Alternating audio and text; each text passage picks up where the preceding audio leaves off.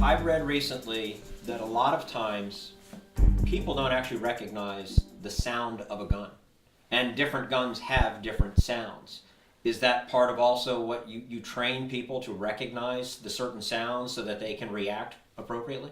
Yeah, I mean that's one of the things that we do during training is we will shoot off blank rounds from several different caliber of guns or weapons, and the reason for that is to have them identify those sounds, and often they don't sound like it does in movies. I mean, sometimes you barely can hear them at all.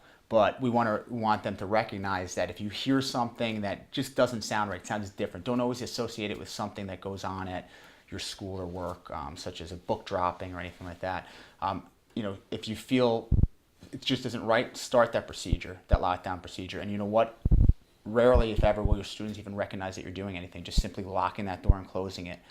That's your first and most important thing to do. And you're already partway through, and you're much safer than you were just a moment ago. That also plays into another point. When we do fire these weapons inside the schools, the teachers in the audience cannot tell where the fire is coming from. They can't pinpoint where did that gunshot come from. And so if your initial reaction is to start running, you could actually be running towards the shooter. It's very difficult to try and gauge where that gunfire is coming from. The echo of hallways. Exactly. And to another point, you don't have to be all that far away in the building to not hear the gunfire at all. So we're trying to show the teachers that it's going to be very difficult to try and understand where that gunfire is coming from.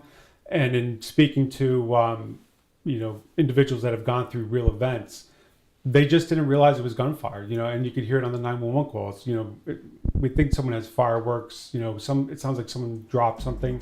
They just don't associate it with gunfire.